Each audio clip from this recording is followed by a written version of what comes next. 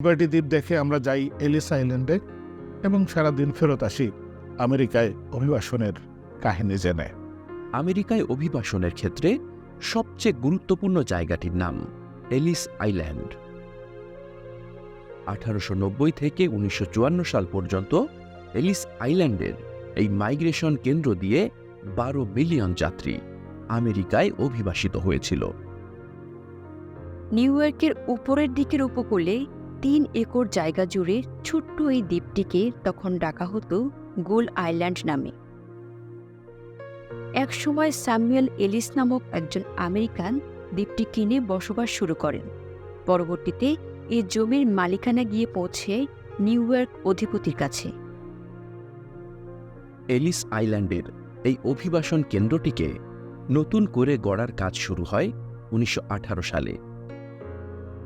মূল ভবনটিকে এখন নিউ ইয়র্কের গ্র্যান্ড স্কেলের ইটের ভবনের উল্লেখযোগ্য উদাহরণ হিসেবে চিহ্নিত করা যায়।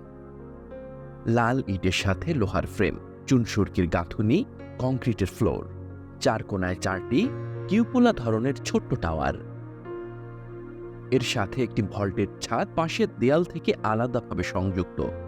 1900 সালে 10 একর জমির উপর এই ইমিগ্রেশন স্টেশনটি বানাতে খরচ হয়েছিল প্রায় $15 লাখ। এলিস আইল্যান্ডের সূচনা লগ্নে তার ইমিগ্রেশন কেন্দ্রটি ছিল কলুষিত। তৃতীয় শ্রেণীর প্যাসেঞ্জারদের জন্য নির্মিত এই কেন্দ্রটির অফিসারেরা ঘুষ না দিলে ভিসা দিতেন না বলেও প্রমাণ ছিল। এলিস আইল্যান্ড তার কার্যক্রম চালায় 1954 সাল পর্যন্ত। এরপর দীর্ঘদিন এই দ্বীপটি ভুতুড়ে বাড়ির মতো পড়েছিল। পরবর্তীতে এটিকে জাদুঘরে রূপ দেওয়ার কার্যক্রম শুরু হয়। 1990 সালের 10 সেপ্টেম্বর দ্বীপটি সর্বসাধারণের জন্য উন্মুক্ত করে দেওয়া হয়। এলিস আইল্যান্ডের অভিবাসন জাদুঘরটি এখনও বয়ে বেড়াচ্ছে 100 বছর আগের আমেরিকাতে অভিবাসিত হওয়া মানুষের বিষাদময় স্মৃতিকে। যেহেতু এই কেন্দ্রে জাহাজ থেকে আসা কেবলমাত্র তৃতীয় শ্রেণীর যাত্রীদের অভিবাসন প্রক্রিয়া চলত, তাই যাত্রীদের নিগৃহীত হতে হতো ব্যাপকভাবে। সেই সব দুঃখময় সময়ের স্মৃতিকে এখনও ধরে রেখেছে এই জাদুঘর।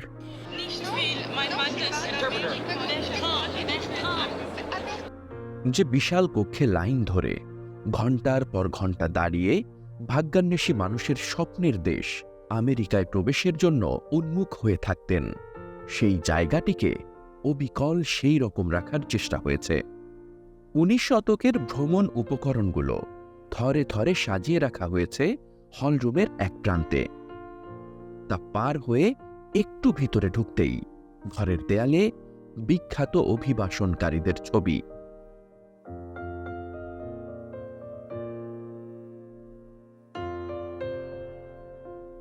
আমেরিকার উন্নয়ন লগ্ন থেকে শুরু করে শেষ পর্যন্ত সময়ে এই কেন্দ্র দিয়ে যে সকল বিখ্যাত অভিবাসনকারী আমেরিকায় প্রবেশ করেছেন তাদের চিত্র। ফ্লোরের উপর নানা রকম তথ্য, কোথাও ছক, কোথাও গ্রাফ। কত সাদা লোক, কত কালো মানুষ, কোন মহাদেশের কত সংখ্যক অভিবাসী আমেরিকায় প্রবেশ করেছিলেন তার চিত্র। এক পাশের একটি বোর্ডে কতগুলো মানুষের মুখ, মানুষগুলো কেমন যেন বাঁকা কোনো ফ্রেমে আটকানো।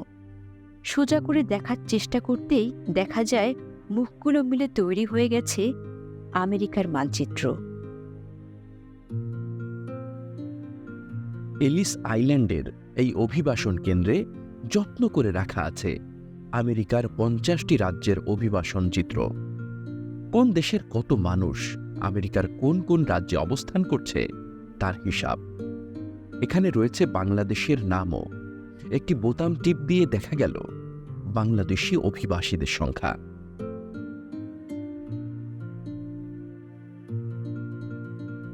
এলিস আইল্যান্ডের ইমিগ্রেশন সেন্টার দিয়ে যখন মানুষেরা অভিবাসিত হতো, তখন বাংলাদেশ নামের কোনো দেশ ছিল না। তাই এই কেন্দ্রের অভিবাসীদের তালিকায় নেই বাংলাদেশের নাম। এলিস আইল্যান্ডের খোলা চত্বরে রয়েছে হাজার হাজার অভিবাসীদের নামের তালিকা। আজকের প্রজন্মের অনেক পর্যটকই কৌতূহল নিয়ে খুঁজতে চেষ্টা করেন তাদের অভিবাসিত পূর্বপুরুষের নাম। এলিস আইল্যান্ডে আছে একটি সুভ্যানির শপ।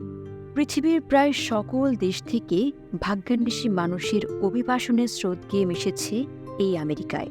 এলিস আইল্যান্ডের ছোট্ট সুভ্যানির শপটিতেও তাই দেখা যায়।